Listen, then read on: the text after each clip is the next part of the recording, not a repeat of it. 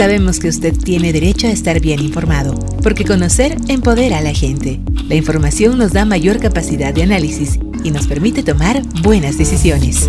En los próximos 60 minutos, asumimos la responsabilidad de contarle lo que está pasando en nuestra sociedad. Los hechos más importantes de Cochabamba están aquí. Bienvenidos.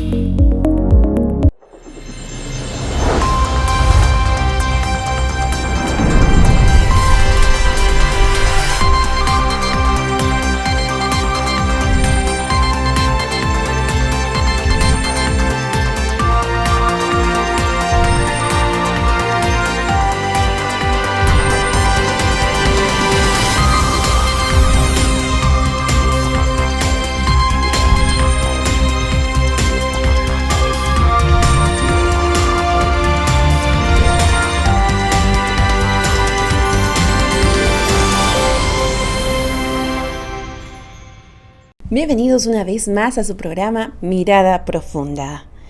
Y como es de costumbre en este programa vamos a tocar temas que estoy segura que es de su interés y también que en los últimos días han repercutido y han estado cambiando un poquito el panorama de lo que vemos como sociedad. Tendremos dos grandes invitados con los cuales vamos a tocar dos diversos temas que como les decía, estoy segura que va a ser de su interés. Nos vamos a ir a una pequeñísima pausa y luego retornamos con nuestro primer invitado.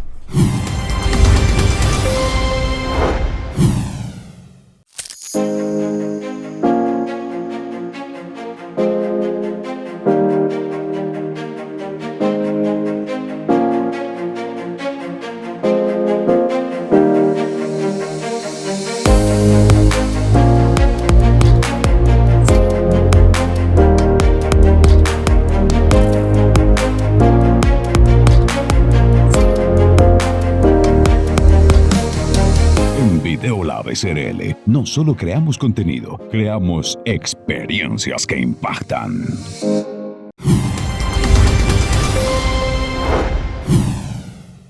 Tal cual como les anticipé, a un inicio del programa tendríamos grandes invitados y en esta oportunidad voy a dar la bienvenida a la presidenta del colectivo de mujeres de juego, Nivia Coca. Es un gusto tenerte, Nivia, y vamos a tocar un tema que para nosotros las mujeres es sensible, de gran importancia y que de cierta forma ha repercutido en nuestro país y en el mundo entero y ha marcado también a familias, amigos y mucho más. Y hablo sobre los feminicidios.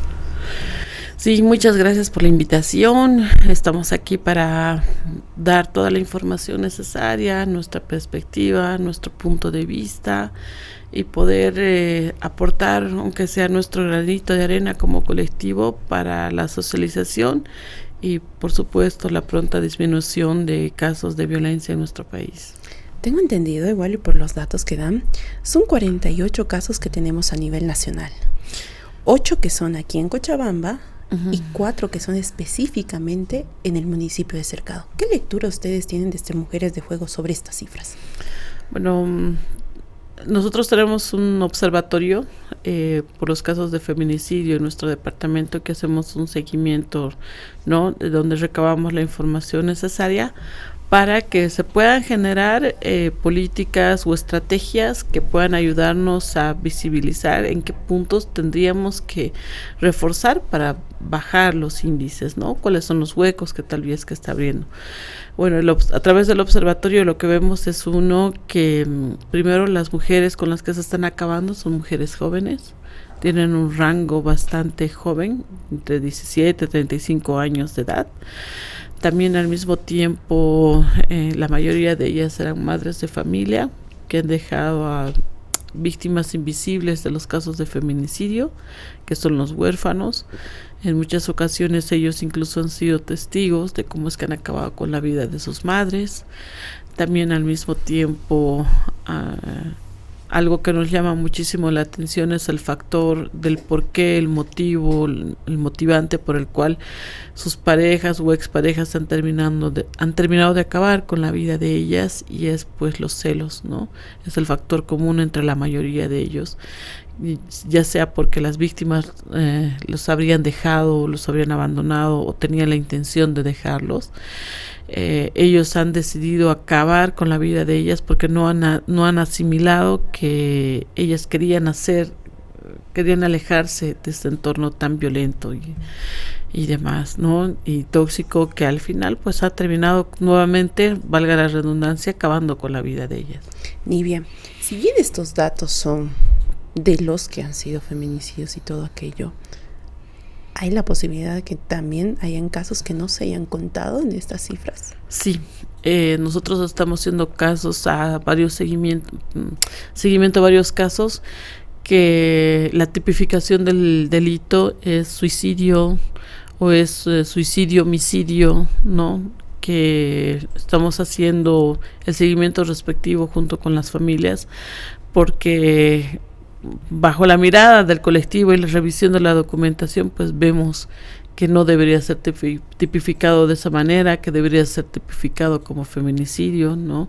O también los mismos casos de trata y tráfico, que empiezan así con la desaparición de las víctimas y luego durante vayan avanzando las investigaciones, pues terminan cambiando de tipificación a feminicidio. Tomando en cuenta estas cifras, tenemos en primer lugar al departamento de La Paz, que es el que tiene más feminicidios. Santa Cruz le sigue y recién vamos nosotros en el tercer lugar. Pero, ¿qué está ocurriendo para que Cochabamba esté en esos 3 puestos para tener esta semejante cantidad de casos? Creo que estamos muy cerca del segundo lugar. Casi Santa Cruz y Cochabamba mantienen casi los mismos números, ¿no? El mismo dolor, el mismo sufrimiento también. Nosotros creemos que es una falta de estrategia del gobierno central. Existe una responsabilidad con las políticas públicas en nuestro país, pero sobre todo la importancia que le damos, ¿no? Hemos dejado tanto nuestras autoridades municipales, departamentales y también el ente central como el gobierno central, hacer que la responsabilidad de la lucha contra la violencia sea algo específicamente que tiene que ser resuelto solo por las mujeres, ¿no? Entonces ellos han dejado su responsabilidad desde el mismo momento, incluso que existe la reducción del presupuesto del PGN, que hasta el día de hoy el año 2026 no sabemos, pero sí los anteriores años, que han ido disminuyendo año a año el presupuesto para la lucha contra las mujeres. Eso significaba que en los municipios que debería de brindarse este apoyo, esta estrategia, estos planes para reducir, para hacer la prevención, pues prácticamente no ha existido, ¿no? Y los resultados son que prácticamente se nos deja en una orfandad a las mujeres, ¿no? En el momento de formalizar una denuncia no son efectivas las medidas de protección, no son efectivas la justicia ni todas esas instituciones que deberían de proteger a las mujeres. Hablando sobre la ley 348, que ya lleva tiempo en vigencia, ¿ha hecho algún cambio realmente? No, o sea, la ley en sí es buena. Claro que tiene algunas pequeñas falencias que tienen que ser subsanadas, ¿no? Pero no existe ley en nuestro país que sea efectiva si no se ejerce, si no se pone en funcionamiento, ¿no? ¿Y cuáles para nosotros son esas grandes falencias? Pues nuestras instituciones no están haciendo el seguimiento respectivo. Como por ejemplo, ¿qué?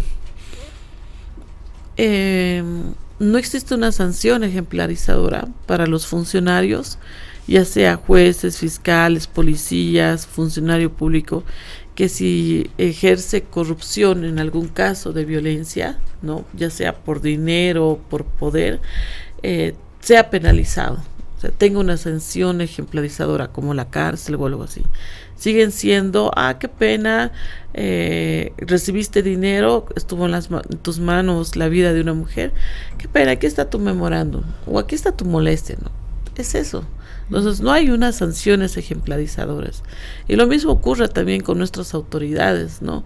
De todo lo que se promete en campañas, no se llega nunca a cumplir, en especial en este tema de la lucha contra la violencia, ni el 1% de todas las promesas que hacen. Pero también al mismo tiempo la irresponsabilidad de algunas instituciones, por supuesto no todas, que cuando una mujer, y así lo dice la ley, va a formalizar una denuncia, tiene que ser protegida, tiene que ser asesorada, tiene que tener el apoyo psicológico que sea necesario, pero no es así. O sea, se le dice, señora, mejor consígase un abogado usted porque lo va a necesitar, aquí estamos muy ocupaditos y siga usted, ¿no? Entonces, el Estado ha dejado de cumplir todas las responsabilidades que tienen en este tema y se ha dejado todo hacia las víctimas. ¿Consideramos que las medidas de protección actualmente son insuficientes? No existen medidas de protección. Porque cuando una mujer tiene unas medidas de protección, por ejemplo, ¿qué necesitas para activarla? Que es un simple papel, ¿no? Si el agresor se te acerca, que en ocasiones el 99% de las veces se te acercan porque está molesto, enojado, furioso, porque lo has denunciado, tú tienes que abrir un nuevo proceso diciendo que se han incumplido tus medidas de protección. Y no hay nada que efectivice una protección hacia ella, ¿no? Y hablando justo eso de lo que señalan los procesos que llegan a atravesar, algunos casos han llegado a sentencia, algunos se han quedado en medio camino y algunas víctimas han dejado el caso por la retardación de la justicia, ¿no? Que les da largas y al final nunca ven la luz. Sí, de hecho las denuncias de violencia doméstica, que en muchas ocasiones a finales de año se hace una evaluación, ¿no? Dicen, no, tantos casos es correcto, tantas denuncias, pero lo que no dicen nuestras autoridades o nuestras instituciones es de todos esos casos de denuncia de violencia intrafamiliar, ¿cuántos llegan hasta la sentencia? No llega ni el 1% a tener sentencia. El 90% son abandonados en la mitad del proceso. ¿Por qué? Por dinero, porque te tratan mal, por un proceso totalmente burocrático, chicanero, revictimizador. No sabes las víctimas cuántas veces tienen que contar sus relatos en un solo día, como unas 5 o 6 veces, y volver a contar y volver a contar. Y en ocasiones pues existen malos funcionarios que ay señora, solamente por eso no tratan todo el tiempo de decirte, ¿para qué está denunciando? No denuncie, mejor vuelva a su casa, ¿no? Cuando debería ser el plan otro, ¿no? Debería ser la reflexión, debería ser por qué, y no existe eso. Entonces, de todos esos casos, ni el 1% llega a tener sentencia, y mucho menos de cuántos de todo el porciento, del 100% de los casos de denuncia de violencia intrafamiliar llegan a ser ejecutoriados, el 0.01%. Y hablando igual sobre esto, que muchas veces llega a pasar, pero ¿qué pasa cuando la víctima ya no está en este mundo y quienes tienen que enfrentar estos procesos son la familia? ¿Qué tipo de trabas se les presenta a las familias o con qué tipo de negligencias y todo aquello se encuentra? Yo creo que primero es el gran golpe que ellos reciben al enterarse que su ser querido ha fallecido de una manera inhumana. Las primeras horas son sumamente importantes y eso nadie explica a la familia. O sea, un funcionario público no explica, no se da el tiempo mínimo para dar esta explicación. Entonces la familia en este proceso de ha fallecido mi hija, mi madre, mi hermana, ¿no? Que no sabe qué hacer, en muchas ocasiones es incluso mal informada, maltratada en los procesos de feminicidio, ¿no? Entonces ellos en la falta de información terminan contratando servicios particulares, ¿no? En ocasiones abogados que les cobran bastante dinero, a pesar de que la ley dice que es gratuito, ¿no? No baja esta información sensible necesaria hacia la familia. No existe este apoyo institucional bajo ningún nivel hacia la familia. Entonces es ahí donde actúan varias instituciones, ONGs, también nosotros como colectivo, para que tratamos de dar esa información necesaria, en el cual debería ser el Estado a través de ellos, ¿no?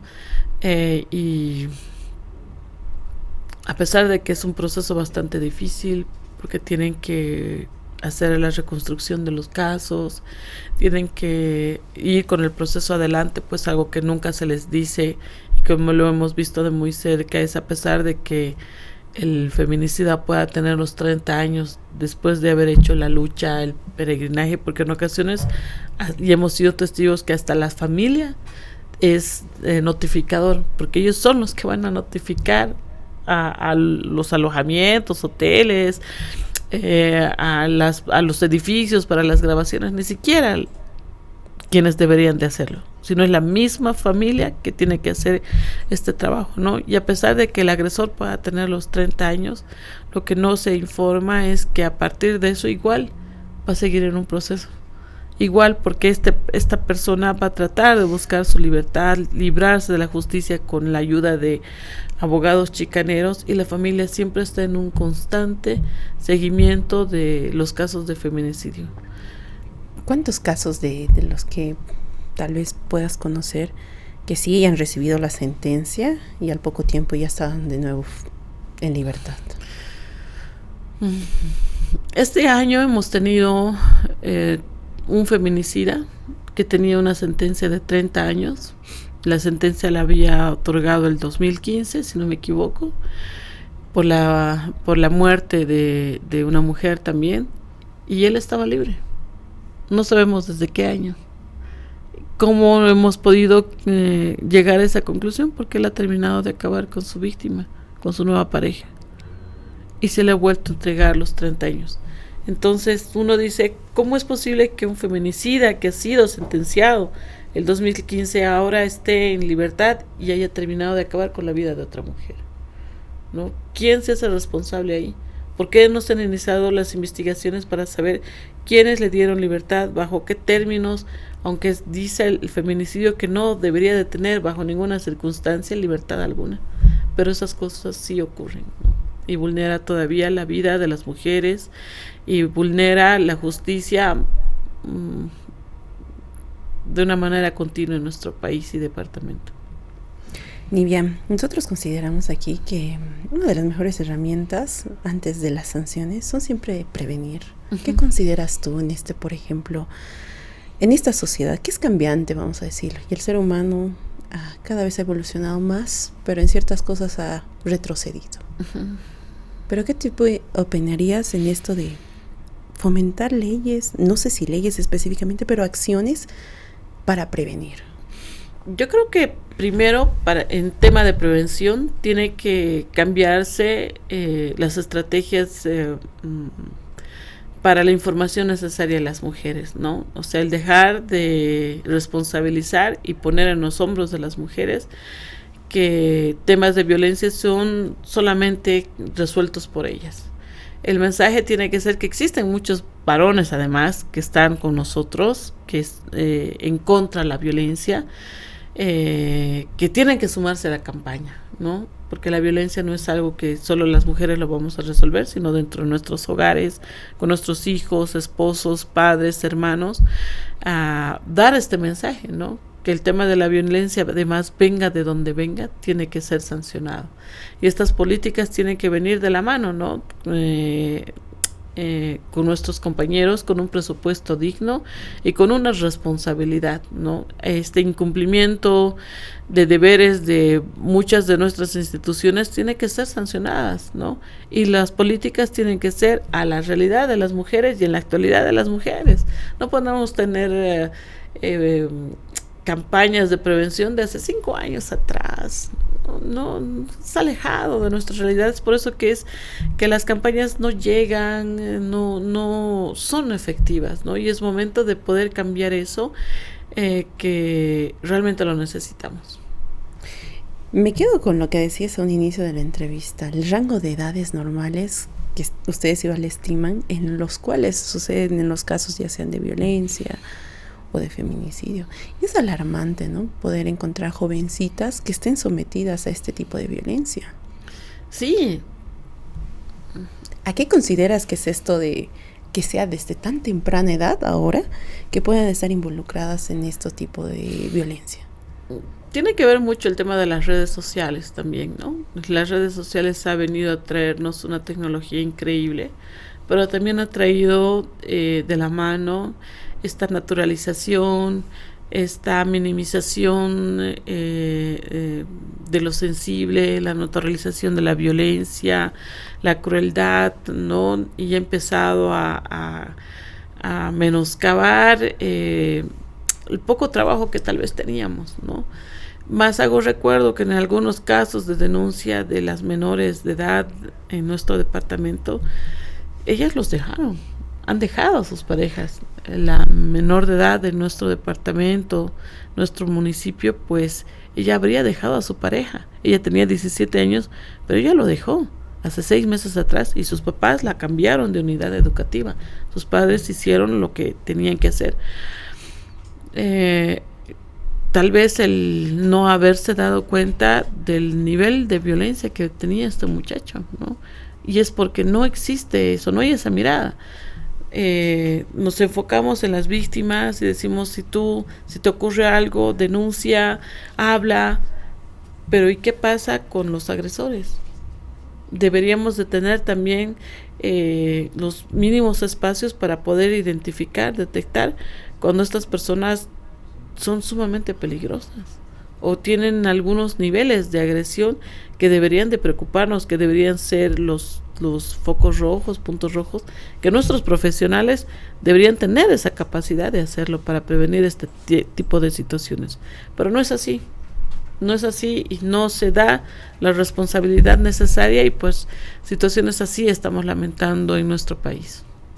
Normalmente, y llega a pasar, no sé si es en todos los casos, pero tengo entendido que sí, cuando las víctimas no llegan a hablar, a pesar de que está este hecho, ¿no? Habla, denuncia y todo, sí, muchas veces es por miedo, otras veces es por la manipulación que ya ha ejercido el victimario sobre la víctima.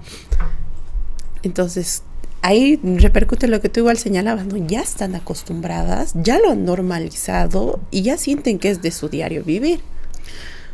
Yo creo que muchas víctimas, yo creo que muchas mujeres no saben que están sufriendo violencia.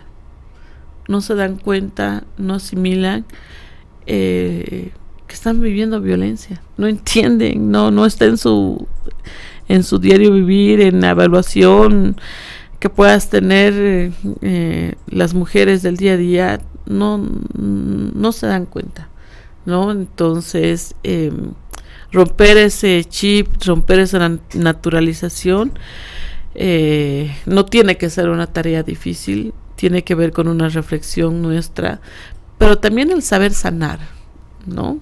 Cuando tú reconoces que has sufrido violencia y te han pasado estos episodios que en muchas ocasiones, por supuesto, no son tu responsabilidad, pero también entendemos que sí es una responsabilidad tuya sanar. Entendemos un proceso de reparación para nosotras que es necesario, el poder reparar, el poder reflexionar, el poder entender del por qué nos pasan estas cosas, ¿no? Y lo hacemos esto no por un afán de justificar ni seguir viviendo en una etapa de violencia o de víctimas, ¿no? Es por eso que nos decimos sobrevivientes, porque también tenemos que dejar pasar el tema de víctimas, el repararnos, el poder sanar, para poder avanzar, ¿no? Y decir, bueno, me ha pasado todas estas cosas, tal vez por esto, pero tengo que empezar a avanzar, tengo que empezar a sanar para que mi círculo también esté bien, para que puedan entender que me ha pasado esto, pero también he podido pararme y también he podido sanar para poder seguir con mi vida, para poder jalar a mis hijos a una vida sin violencia, un entorno sin violencia y no volverlos a repetir, ¿no? Nivia, ha sido muy interesante tocar este tema contigo, poder igual ilustrar a todos los televidentes que nos ven desde sus casitas y tomar en cuenta y concientizar, ¿no? La importancia de esto, que a veces sí es notorio, pero no se le da la importancia que merece.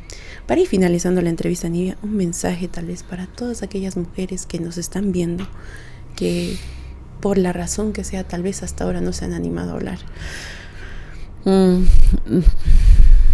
Yo creo que el que podamos reconocer, el que podamos evaluarnos, el que podamos entender, dejar de justificar,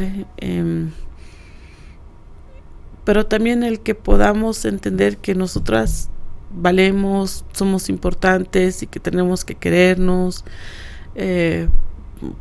porque si no, ¿cómo también jalamos a la familia? ¿Cómo crecemos? Si no reparamos, si no sanamos varias situaciones. Sé que es bastante complicado, sé que es difícil, pero lo vamos a hacer. Las mujeres somos sumamente fuertes, más de lo que puedan imaginarse, y por más de que el callejón esté oscuro, siempre hay una luz de esperanza y hay que aferrarnos de eso para poder continuar, para poder avanzar y para poder tener una vida libre de violencia. Y Mujeres de Fuego también está para apoyarlas, ¿no? Por supuesto, desde nuestro espacio, con mucha ternura, con mucho amor, con mucha fortaleza, con mucho fuego, estamos siempre para apoyarnos, ¿no? Pero también este mensaje a los compañeros, los varones que están ahí, que ayúdennos, que generen y entren en estas campañas de prevención, porque estamos seguras que ustedes están en contra de la violencia y no les gusta el machismo, no les gustan los casos de feminicidio, y ayúdennos a luchar para que el único enemigo al frente sea los feminicidios y la violencia. Muchísimas gracias, Nivia, por habernos acompañado en esta mañana. Esperamos tenerte más adelante para tocar otros temas igual que son de gran importancia. Sí, gracias a ustedes, que siempre son unos aliados nuestros, ¿no? Perfecto. De esta forma vamos cerrando en esta entrevista, y tal cual, como lo decía, ¿no? Es un tema muy importante y creo que va a partir de la educación que tenemos en casa y los valores que podemos reflejar en la sociedad. Nos vamos a ir a una pequeñísima pausa y luego retornamos con más de Mirada Profunda.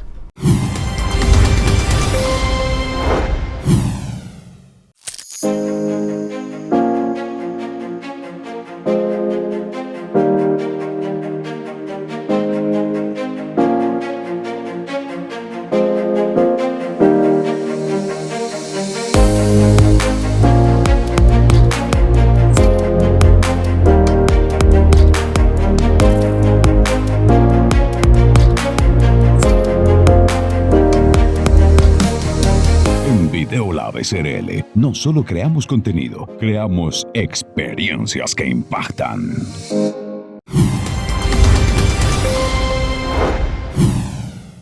Retornamos con más de su programa, y en esta mañana también voy a dar la bienvenida para tocar un tema que es muy importante y más para el municipio de Colcapirro, porque están incentivando a una gran solución para lo que son los residuos sólidos. Y voy a dar la bienvenida, como corresponde, al director de Medio Ambiente y Gestión Integral de Residuos Sólidos, Denis García. Un gusto, Denis, tenerte. El gusto es mío, gracias por abrirnos el espacio. Ya estábamos hablando un poquito detrás de cámaras, ocupándonos. Han tenido un lanzamiento de campaña muy bonito, han presentado igual a los aliados que tienen para generar esta conciencia en la población. Pero ¿cómo es que nace Colca 3R? Pues surge a partir de una situación de crisis en el municipio de Colcapirro, ¿no? Todo cambio comienza a partir de una crisis, tanto personal como socialmente, y en Colcapirro los meses pasados, en esta misma gestión, hubo episodios de crisis, ya que llegaron a un límite en el cual se bloqueó la entrada al sitio de disposición final, hubo montañas de basura acumuladas en las calles y vías del municipio, riesgo para la salud de la población, para los jóvenes, personas mayores, para toda la población en general, y ya esta crisis desembocó en una sacudida social que hizo tomar conciencia, obligó a las autoridades a tomar conciencia de que es necesario implementar cambios verdaderos, y la verdadera solución es pues la que ya se tiene hace muchos años planificada y establecida en las normativas, que es comenzar a separar los residuos desde el origen y empezar a aprovecharlos, generar la menor cantidad posible de residuos mezclados que tengan que ser enterrados en un vertedero o en un botadero o en un relleno sanitario. A partir de eso es que el alcalde de Colcapirro, el ingeniero Nelson Gallinate, toma conciencia y compromiso de poder implementar un sistema de recolección diferenciada. De esta manera es que nace una ley municipal de emergencia, la 571, y una ley municipal también que fomente el reciclaje y la separación en origen, la ley municipal 772. Justamente estas leyes municipales de reciente promulgación del mes de junio promueven e impulsan la recuperación y el reciclaje de residuos dentro del municipio con el objetivo de aprovechar al máximo y generar una dinámica de economía circular para poder disminuir la cantidad de residuos depositados en el vertedero y así generar beneficios ambientales y sociales para todo el municipio. ¿Qué tan aplicable es esta solución? Porque me parece genial como lo explicas, pero muchas veces ha llegado a pasar lo que esperamos a lo que sucede en realidad. Sí, probablemente es un proceso a lo que tú te refieres. Normalmente uno tiene grandes expectativas y espera que todos podamos cumplir la ley y que podamos separar en origen perfectamente. Evidentemente es como cualquier proceso de educación y enseñanza, así como a un niño le enseñas poco a poco a primero no botar en la calle o en la casa en el piso y colocar en la cesta, y poco a poco en la medida que tú vas repitiendo, reforzando esa enseñanza, el niño va aprendiendo. Después le enseñas también a separar, a tener hábitos de higiene. De la misma manera, la población es un proceso que requiere educativo, de concientización, de control, seguimiento, de acompañamiento que va a requerir para poder llegar al nivel que queremos. Entonces, en este primer proceso de la campaña Colca 3R, la solución comienza en casa, comenzamos una etapa de información, de comunicación, de socialización, de sensibilización para que la población, que de hecho ya está sensibilizada por todos los problemas que ha atravesado, pero que entienda que ellos pueden ser parte de la solución, que tienen el poder de cambiar la situación con una simple acción de no mezclar los residuos en origen y entregarlos al sistema de manera diferenciada, y de esta manera el sistema pueda tener mejores mecanismos, mejores capacidades para aprovechar estos residuos con alianzas que se generan. Entonces, esta etapa de sensibilización y educación va a durar un tiempo, la gente va a empezar a ver que funciona y tenemos que dar una respuesta efectiva y real a la población, mostrándoles de que no solamente es discurso, que realmente el sistema, los recolectores, el servicio de recolección diferenciada funciona y que el municipio no va a recibir ya más residuos mezclados, sino tiene que recibir residuos separados, y estos residuos, los orgánicos, a compostarse o a procesos de tratamiento y aprovechamiento de la materia orgánica, y los reciclables hacia las industrias con las que vamos a tener alianzas para que generen este proceso de reciclaje. Cuando vean las personas, la población, del que el sistema funciona, cada vez va a ser más la gente convencida y va a ser más la gente que aporte este sistema, y eso no va a pasar de la noche a la mañana, va a ser un proceso, pero estamos convencidos de que si hacemos las cosas bien, entonces va a poder ir por un buen camino hasta llegar al éxito que queremos. Denis, mencionaba sobre el tiempo que están haciendo las capacitaciones y todo aquello. ¿Cómo ha sido la respuesta de los vecinos ante estas iniciativas de ustedes de explicarles en qué va a funcionar esta metodología? Pues en las reuniones que estamos teniendo con las OTBs, la mayor parte de los vecinos, la mayor parte de las OTBs y de los dirigentes y personas de base, vecinos de a pie, se muestran bastante contentos, bastante animados y con muchas ganas de apoyar este sistema, porque ellos han vivido en carne propia lo que significa tener un conflicto social debido al tema de residuos, lo que significa tener en su esquina, en su barrio, en su casa acumulados un montón de residuos, generando un riesgo para su salud, la de sus hijos, la de sus seres queridos y para el medio ambiente, una gran contaminación. Y se dan cuenta de que si ellos forman parte y el municipio realmente se compromete a generar un sistema de gestión, recolección y aprovechamiento diferenciado, puede ser una verdadera solución, porque también muchos vecinos y dirigentes se dan cuenta de que hay un montón de discursos y gente saliendo en los medios de comunicación, viniendo a las alcaldías, ofreciendo soluciones aparentemente rápidas, fáciles de darles a las empresas privadas, de industrializar por aquí, por allá, o de quemarlos de una de otra cosa, pero que al final todas esas propuestas terminan cayéndose o no llegan a ser reales, no se concretan. Entonces se dan cuenta de que la verdadera solución es que el municipio mejore su sistema, y al ver que el municipio está dando esa respuesta, esa señal de que va a comprometerse a mejorar el sistema y a generar alianzas con otras instituciones, se muestran muy optimistas y deseosos de poder participar en este cambio. ¿Ha habido por si acaso alguien que se ha resistido ante esta concientización, o todo ha salido en forma positiva como lo señalas? De hecho, hay personas que no creen, ¿no? Evidentemente son incrédulas, es normal. Hay personas que tienen sus dudas, hay personas que no están de acuerdo, no les parece este enfoque. Obviamente cada quien tiene un punto de vista diferente, y lo que a nosotros nos parece que es el camino correcto puede que a no todos les parezca. Hay algunas personas que consideran, y lo han manifestado en las reuniones, que para ellos habría que darle todo a una empresa, pagarle y que ellos lo industrialicen y que lo resuelvan el problema. Evidentemente esa solución puede ser una alternativa. Algunos municipios, algunas autoridades están optando por esas soluciones, pero es más cara para la población. La población tiene que pagar mucho más y estamos viendo que no resulta tal vez 100% eficaz o tiene ciertos problemas, alternativas y les tratamos de explicar de esa manera cuáles son los pros y contras de esas alternativas. Otras personas simplemente no solamente se enfocan en las quejas, en de que esto está mal, esto tiene que solucionar, los vecinos votan, otro municipio traen a mi borde, que es la frontera, en mi barrio votan también, pero tratamos de explicarle que hay muchas cosas que resolver en el municipio, hay muchos problemas que se tienen que resolver, limpiezas que hacer, microbasurales que eliminar, ríos que descontaminar, y es un proceso que vamos a hacer haciéndolo paulatinamente, de manera planificada y programada, pero tenemos que ir dando los primeros pasos de manera firme y clara y empezar con la población, que la población sea consciente y sea parte del cambio junto con el municipio para que podamos ir avanzando en cambios reales y paulatinos a lo largo del tiempo. Entonces entienden muchos de ellos, algunos sí, todavía están a la expectativa de cuando empiece a funcionar el sistema, y a partir de eso ya van a ver si se convencen o no se convencen definitivamente de esto. Estamos ya en la etapa final. Me mencionabas de extracámaras que faltan 4 distritos. 4 OTBs. 4 OTBs. Prácticamente son 4 OTBs de todas las que se encuentran en los 5 distritos del municipio que nos faltan por las reuniones de socialización, de sensibilización, y una vez que termine esta etapa con las OTBs vamos a pasar a una segunda etapa que es con las unidades educativas, mercados, instituciones y otros ya un poquito más institucionales, para también notificarles, sensibilizarles, explicarles en qué va a consistir el sistema, cómo ellos tienen que ser parte de la solución también, y luego de aquello ya nos alistamos para que el 17 de agosto comience a arrancar al 100% las rutas de recolección diferenciada junto con los puntos verdes y otros, y el sistema empiece a arrancar, quizás no en su totalidad completo, pero ya arrancar en el sentido de que todos ya tenemos que poner parte de nuestra parte, de nuestro granito de arena para poder ser parte de esta solución y empezar a separar nuestros residuos en origen y entregarlo, y el sistema diferenciar a los residuos orgánicos para el aprovechamiento y los reciclables para su reciclaje. Hablando como lo que señalas, a partir del 17 de agosto ya empieza a correr este sistema. ¿Cómo va a ser el funcionamiento de este sistema?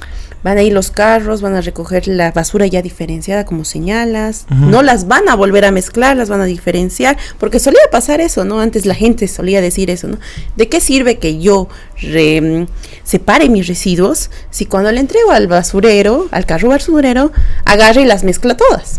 Justamente varias de las socializaciones nos reclamaron, nos decían eso, no, nos hablan bonito, pero después los operadores lo mezclan, los ayudantes de los carros basureros lo mezclan todo, ¿de qué me sirve a mí? Reclamaban. Y les explicamos que si alguna vez, y si esto ha sido alguna actitud que han visto hasta el día de hoy, se va a cortar, así como estamos capacitando a la gente en las OTBs, a los mercados, a los comerciantes, a las instituciones, nos estamos capacitando y nos vamos a capacitar a todo el personal, todos los funcionarios públicos, para que como funcionarios públicos demos el ejemplo y no haya esta situación de volver a mezclar los residuos. Y cuando empiece a funcionar el sistema va a haber 5 rutas de recolección diferenciada, 5 macrorutas en el municipio, las cuales van a ser básicamente un sistema de caravana, es decir, el camión recolector, el carro compactador seguido detrás de una volqueta o un tractorcito con sus chatitas, sus jaulas donde van a poder recibir de manera separada los residuos orgánicos en el verde y los residuos reciclables en el amarillo, y solamente los no aprovechables en el carro basurero. Y una vez que el vecino entregue, los ayudantes, los auxiliares, los choferes, los que están recibiendo los residuos, tienen la obligación de entregarlos y colocarlos de manera diferenciada en cada uno de los vehículos diferenciados que se van a establecer para este fin. Si es que algún vecino quiere entregar sus residuos de manera todo mezclado, pues primeramente se les va a explicar que no deben hacerlo, poco a poco. La idea es tratar de concientizar a la población, se les va a advertir, se les va a hablar de buena manera, y luego ya cuando empiece a funcionar el sistema, simplemente si el vecino no quiere hacer caso, ya después no se le va a recibir, y si el vecino decide dejarlo en la calle o botarlo, se le va a multar, porque van a haber multas, también van a haber sanciones. Y de la misma manera, si algún vecino ve que algún funcionario, algún ayudante, algún auxiliar, algún recolector está agarrando los residuos que el vecino le ha tomado el esfuerzo de separar, de no mezclarlos, y los mezcla en el carro o de alguna manera, va a haber canales de denuncia para que podamos sancionar a este funcionario y que no exista eso, que no existan funcionarios o personas que lo mezclen los residuos que ya están separados. Y estos residuos, una vez que son recolectados en toda la ruta, van a ir a 3 grandes flujos del sistema. Uno, que van a ser los no aprovechables, que esperamos que sean la menor cantidad, cada vez menos.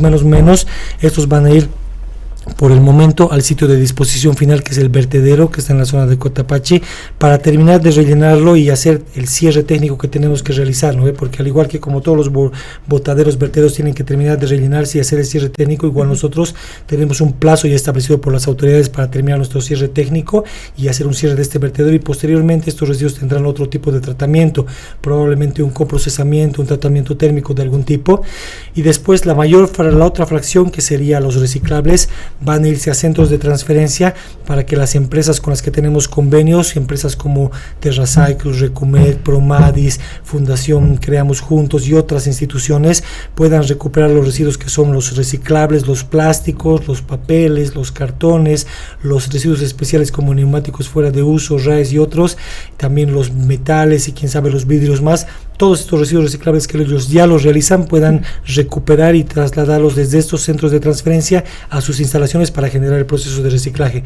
Y finalmente, pero no por menos importante, la materia orgánica, que va a ser la mayor cantidad de residuos que recuperemos, va a irse a nuestra planta de compostaje.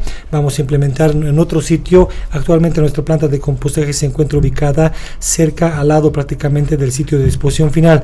Vamos a ubicar un nuevo sitio donde va a ser una planta de compostaje modelo, piloto, que vamos a implementar, y probablemente también implementemos nuevas tecnologías. Estamos empezando a generar un acercamiento y convenios con la Universidad Mayor de San Simón a través de su Centro de Investigación de Tecnologías Aplicadas, para que podamos implementar un proyecto piloto y un tratamiento de los residuos orgánicos mucho más acelerado.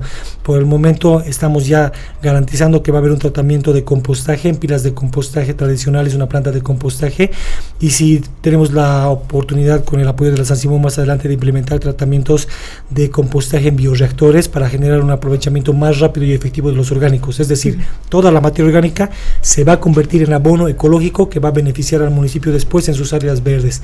De esa manera es como vamos a distribuir los flujos de residuos que vamos a recuperar. Qué increíble. Tengo una consulta. Antes de pasar a algo que igual me has dejado y me ha choqueado bastante. El tema de cómo la población va a hacer el tema de la clasificación. ¿Tienen definido ya qué colores son para qué, todo aquello? Claro, en realidad no estamos reinventando la pólvora. La clasificación, los colores, todos están definidos desde la Ley 755 de Gestión Integral de Residuos, la ley nacional que fue establecida en 2015. Ya, ¿cuántos años? Más de 10 años que están ahí esa ley. La ley establece que todo generador, todo boliviana, sea persona jurídica o sea persona natural, tiene que separar en origen sus residuos mínimamente en 3 categorías. Los orgánicos, que están separados, que están identificados con el color verde, que son los restos que generamos en nuestras cocinas, cáscaras de frutas, cáscaras de verduras, restos de comida, y también los restos que generamos en los jardines, pero son restos de podas, de ramas, de hojitas secas, flores secas, ramitas pequeñas, no son restos de podas grandes. Es decir, cuando podas un árbol, eso no es un resto de jardín, es un resto forestal especial. Estos son los orgánicos. Luego vienen los residuos reciclables, que están identificados con el color amarillo.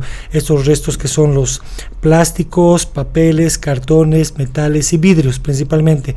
Y de los plásticos, no todos los plásticos son reciclables. Generalmente son reciclables los plásticos PET, los polietilenos de baja densidad y alta densidad, el PVC y el polipropileno. Algunos los plásticos como poliestirenos, o los plásticos mixtos, o algunos cartones con plásticos como son los Tetra Pak y algunos otros, no son muy reciclables. Eso sí, son difíciles. Todavía no hay un mercado, no hay empresas que los reciclen.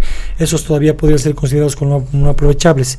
Finalmente, la tercera categoría, que son justamente los no aprovechables, que están identificados con el color negro, son aquellos residuos que no se pueden ni volver orgánicos, no se pueden compostar, ni se pueden reciclar, que generalmente son estos plásticos plastoformos blancos que tenemos en las comidas, en los alimentos, los plásticos muy contaminados que están con restos de comidas, con sopas ahí adentro, bolsas muy contaminadas, los plásticos que están contaminados también con materia orgánica, los papeles o cartones que están muy contaminados, como los papeles de baño, por ejemplo, cartones con aceites que están contaminados, algunos metales que también están plastificados, y los restos también de los barridos que generamos en las casas, nuestros barridos, limpiezas, estos tierritas que recogemos en los barridos, estos también no son aprovechables, y esos principalmente son los residuos no aprovechables.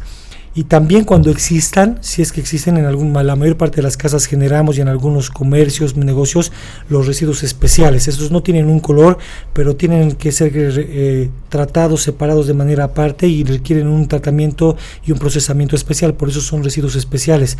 Hablamos de los neumáticos, llantas y neumáticos fuera de uso, que no puedes meterlos al carro basurero ni quemarlos, ni tampoco meterlos con el resto de la basura, requieren una recolección, separación, transporte y tratamiento especial.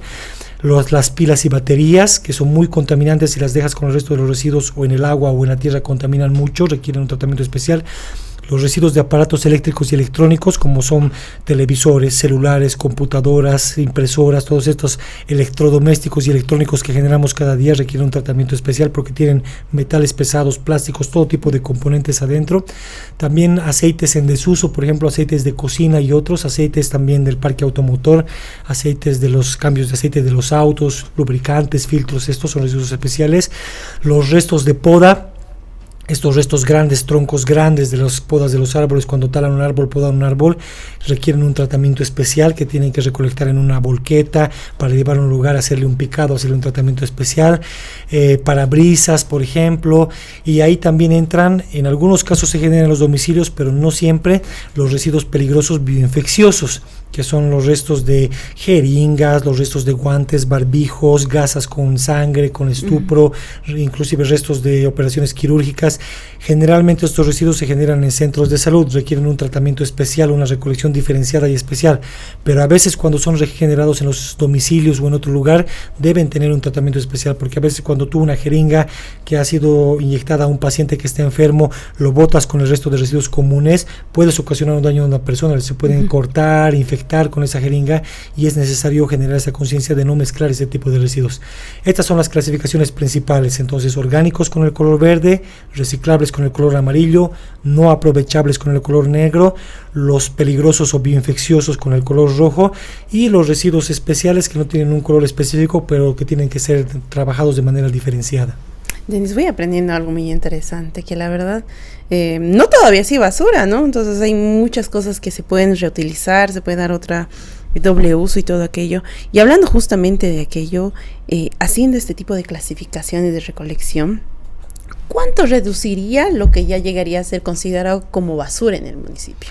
En realidad hay que quitarnos esa idea de la cabeza de que es basura. Cuando nosotros hablamos de basura pensamos que no sirve, ¿no? Que ya nada sirve, y en realidad, como te has dado cuenta, la mayor parte de nuestros residuos, mal llamados basura, son materiales útiles para otros procesos, para convertirse en abono, para convertirse en nuevos productos, para generar energía, pueden ser útiles. Tenemos que llegar al punto en el que países como Japón u otros países muy avanzados llegan a una recuperación de un 95% de sus residuos, porque ellos se dan cuenta que sirven. En Colcapirua, según el estudio que estamos realizando, el estudio de caracterización que recién se ha realizado, uno actualizado, estamos llegando a datos de que aproximadamente un 66% de los residuos que generamos son orgánicos, más de la mitad, más de un 60% serían residuos orgánicos que se pueden convertir en abono, compostables, no son basura, son materia prima que tiene que ser devuelta a la tierra para producir nuevamente alimentos y nutrir los suelos. Eso no, si se mezcla es basura, genera contaminación, genera lixiviados, genera gases peligrosos como metano y otros que generan olores, problemas ambientales, pero si se separan y se tratan como residuos orgánicos, genera más bien beneficios ambientales, abono, compost, 60%, 66%, otro 20% estaríamos hablando de residuos reciclables, más de un 80% de la mal llamada basura son residuos orgánicos y reciclables que se pueden convertir en materias aprovechables para generar una economía circular, y un restante, menos de un 10% o menos inclusive, se habla entre un 7 a 10%, en realidad son residuos no aprovechables. Incluso esos residuos no aprovechables, estamos viendo las alternativas para generar un proceso de biosecado, de compactación y después de un picado para generar lo que se llama RCD, residuos derivados de combustible, residuos derivados de CDRs, combustibles derivados de residuos. ¿Qué quiere decir? Que son residuos que tienen un alto poder calorífico que se pueden convertir en energía quemándolos, que sirven para los procesos como en las cementeras y otros. Y al final estaríamos quedando con un mínimo de ceniza, que eso sí se podría encapsular o enterrar en un relleno sanitario mínimo, en un espacio mínimo, y ya no tener los grandes botaderos, vertederos que tenemos generando problemas ambientales. Entonces realmente la mayor parte de nuestros residuos se pueden utilizar, si es que los separamos en el origen y no los mezclamos. Ahí hay una solución, ahí hay un potencial de aprovechamiento. Si los mezclamos y los entregamos todos mezclados, genera un problema y nos genera más dolores de cabeza y más gastos y problemas ambientales. Me parece interesante este sistema. Y tú, Denis, ya desde lo personal te preguntaría esto. ¿Considerarías que hay otro municipio con esta capacidad de poder sumarse al cambio, tal como Colcapiro? Como la capacidad está en todos los municipios tienen la capacidad de generar este cambio, de empezar a generar una dinámica diferente con el manejo de los residuos. Depende mucho de la voluntad de las autoridades, de la visión que tienen las autoridades, del compromiso político, social y ambiental que tienen las autoridades, y también del apoyo de la población, de la educación ambiental que queramos. Si quieres cambios duraderos, tienes que educar a tu gente, a tu población, y eso es lo que estamos trabajando ahorita en el municipio de Colcapiro, comprometer a la población, concientizarla, educarla, informarla para que ellos sean parte de este cambio y darles un sistema adecuado para que ellos también se sientan apoyados y vean que las acciones que están realizando, los esfuerzos que están realizando van a buenas manos en el municipio y en un sistema diferenciado. Si tú educas a la población pero no tienes el sistema de respaldo para poder sustentar esta educación, la población genera un rechazo. Muchas veces en muchos municipios se les ha dicho a las poblaciones que separen, que separen en origen, pero como tú bien dices, llega al sistema y el sistema lo mezcla nuevamente y ven que todo se va a mezclar otra vez a enterrar, entonces genera un efecto contrario, adverso, desanima a la población. Tienes que tener el sistema funcionando para que este esfuerzo que hace la población genere buenos frutos y continúe y más bien se multiplique. Y de la misma manera tienes que tener mecanismos para que puedas un poquito estimular, promover y también sancionar a quienes no quieren ser parte de la solución, a quienes quieren seguir siendo como anticuerpos y ser parte del problema, quienes quieren seguir imputándola en las calles, mezclándolo todo y no se convencen de que esto es el camino correcto. Todos los municipios tienen ese potencial, pueden hacer normativas, pueden implementar sistemas.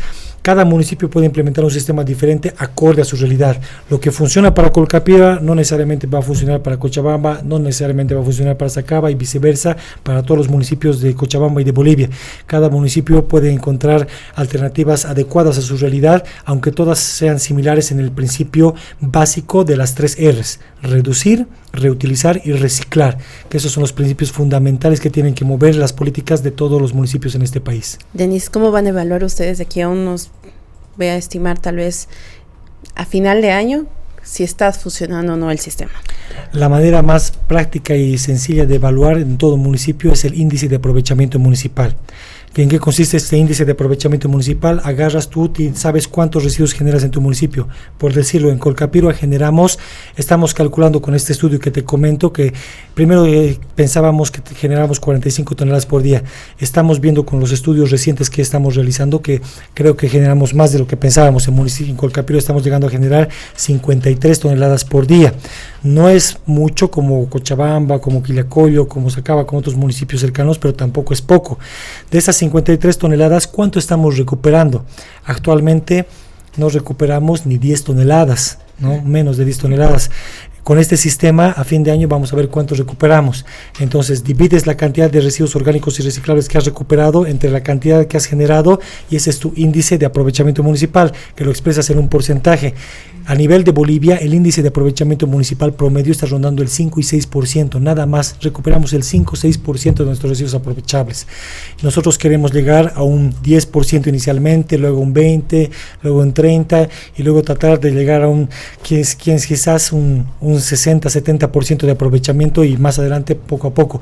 Ese va a ser un indicador técnico veraz y medible primeramente, pero además luego tenemos otros indicadores, las actitudes de la población, indicadores más cualitativos, la respuesta de la población, la cantidad de microbasurales que van a ir disminuyendo, la participación de la población, nos va a dar pautas de si hemos hecho bien o mal nuestro trabajo, si hemos logrado cambiar estas actitudes en la población. Denis, para cerrar la entrevista, un llamado a la población de Colcapiro para que se sume a esta campaña, que todavía no se ha enterado por X o Z razón, ahora sí, pueda sumarse y poner su granito de arena y, como dice, ¿no? La solución empieza en casa. Queridos vecinos y vecinas, ciudadanos de Colcapirua, pues estamos con muchos ánimos, mucha esperanza y mucho compromiso iniciando y continuando esta campaña Colca 3R, la solución comienza en casa, porque estamos seguros que la solución va a partir de cada domicilio, de cada comercio, de cada mercado, de cada institución, de cada puesto de ventas, de cada hogar que empieza a hacer la separación de los residuos como debe ser en casa y entrega al sistema, al municipio, estos residuos separados para que podamos hacer de ellos un aprovechamiento óptimo. Los orgánicos convertirlos en abono para mejorar el medio ambiente, los reciclables poder reciclarlos con las empresas aliadas para generar economía circular y los no aprovechables poder hacer una disposición ambientalmente segura en nuestro vertedero para el cierre técnico y futuramente un aprovechamiento de estos y de esta manera generar un cambio radical y definitivo en beneficio del municipio para que ya no haya más problemas ambientales debido a la contaminación de residuos, sino más bien generen una economía circular y un beneficio ambiental y social para toda la población. Les animamos a que sean parte de este cambio histórico que necesita el municipio y que estamos seguros que va a llegar con el apoyo y la participación de todos nosotros. Muchísimas gracias, Denis, por habernos acompañado en esta mañana. Les deseamos éxitos en esta campaña y que la verdad podamos generar este cambio que estamos buscando. Muchas gracias a ustedes. De esta forma entonces cerramos la entrevista y también nos vamos despidiendo de este episodio de su programa Mirada Profunda. Tal cual como les anuncié, tocamos temas que estoy segura que ha sido de su interés y que también van a repercutir en su diario vivir. Nos encontramos en el próximo programa de Mirada Profunda.